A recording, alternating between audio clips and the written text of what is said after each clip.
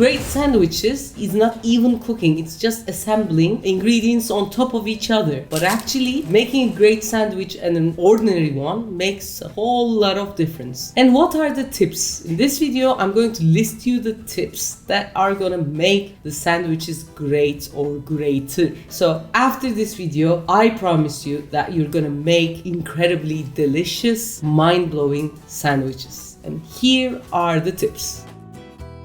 If you find me somewhere on the street and ask Refika, I want to make great sandwiches, what are the things that I would have to look at? I would list 4 important stuff. First one is choose your ingredients well, of course. Secondly, always have something smooth in your sandwich. It could be a lubricant, sometimes people say. Think of it, the ingredients as bricks. What keeps them together is the cement around, which is lubricant stuff that is gonna put together everything in the sandwich and even stick the bread together, and you're gonna have the dry bread and the moist inside. Third, always seasoning the ingredients, especially the vegetables. The seasoning could be with salt, it could be with pickle juice or some sauces. You can either caramelize, fry or charcoal your ingredients. Sometimes you have to kill. For example, if it's a lettuce or a cabbage, you have to kill it by rubbing and putting a bit of salt so that it's not gonna feel very raw. Finally, always wrap your sandwich somehow. It's like getting into a hum. The ingredients should have their own individuality, but this is called a sandwich where everything should come together and stick. Wrapping it and keeping it moist is really important. At least wrapping it for about half an hour and then eating it makes a whole lot of difference. So these are the main things that I really care about, but I want to make my mathematical list on the other important stuff, also giving you little details as well.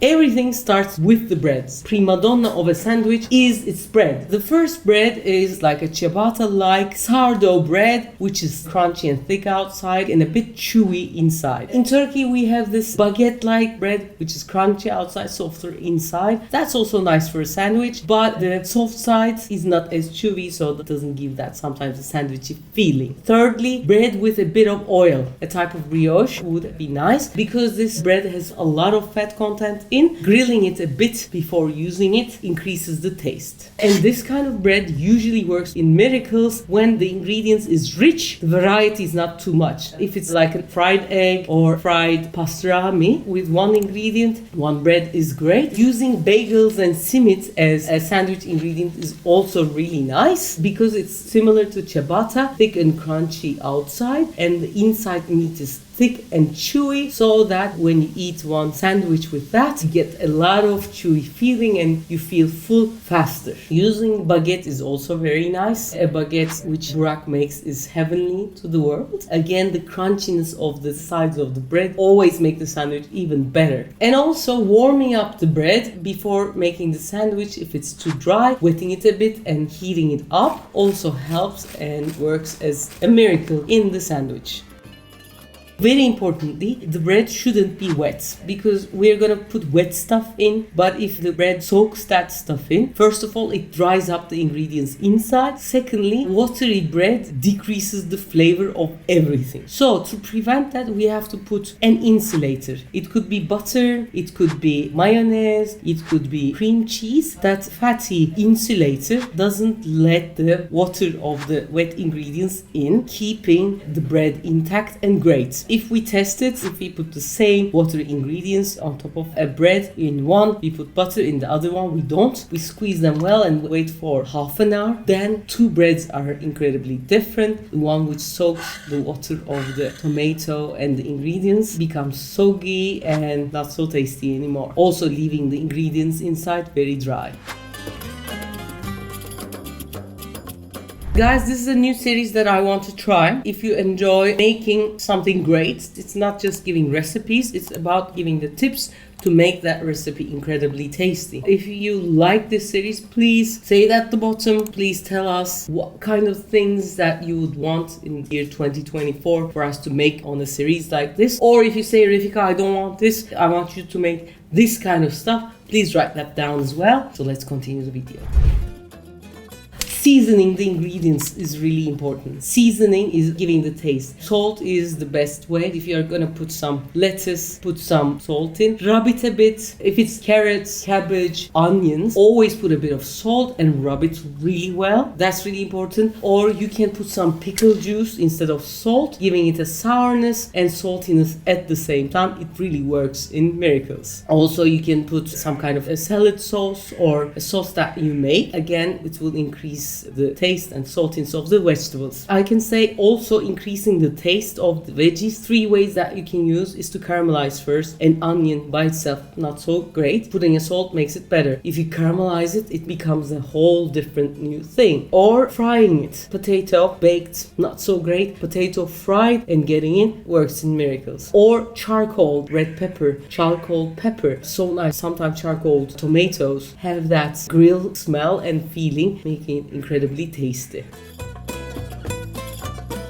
How to assemble, the order of the food that you put in is crucial and really important. How we start with an insulator at the top and the bottom. Then some greenness could do, something that is wet like tomatoes could come in, and then the ingredient that we're gonna put should go one wet, one not so wet. Sometimes in the middle, if you have like lettuces and tomatoes, maybe a sauce that is gonna come in and hold everything together would really work well. If you put too wet stuff, for example, using tomatoes are great, but when you mix the tomatoes with cucumbers, the cucumber juice doesn't feel really well together with tomato juice. But if you put the tomato in the middle, some cheese, then the cucumbers, it becomes much tastier. Also, when assembling, something that is soft but at the same time something crunchy would do. Crunchy meaning it could be pickle, or for example, I love using potato chips inside, or onion rings or onion fries in the middle. It's so nice, so tasty, and gives a nice contrast. Contrast is good. Soft with crunchy, moist and dry, old aged ingredient and a young one. All these contrasts work well. When I talk about the ingredients, I'm going to tell more about that. So let's move to the quality of the ingredients. While making a sandwich, for example, if you want to use 2 or 3 different kind of cheese,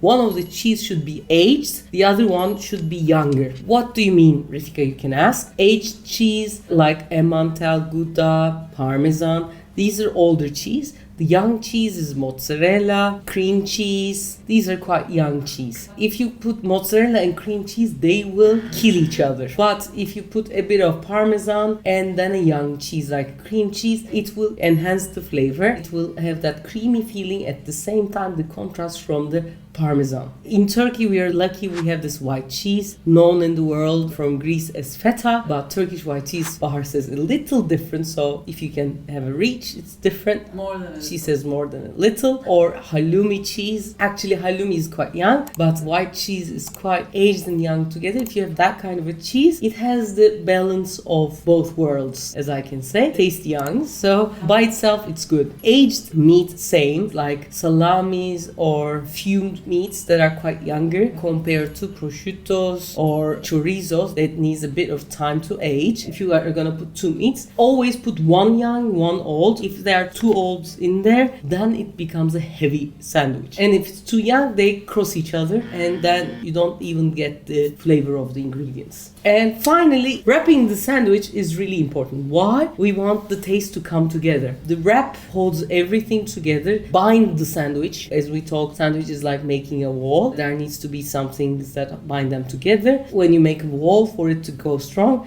it has to wait for a while. To do that, we can use baking paper. We put the sandwich in the middle, put the paper in a crossway, fold the sides, roll it tightly. If you're gonna have your sandwich 4 or 5 hours later, this is how it should be done. But if you want to eat the sandwich in 2 hours and you want that feeling, there's a shortcut. Using a stretch film, wrapping the sandwich with a stretch film increases that flavor. But because we are trying to decrease the usage of stretch film, that we don't recommend. But it really helps and fastens the process. That is something that I want to give you on the side note. This is it about assembling the sandwich.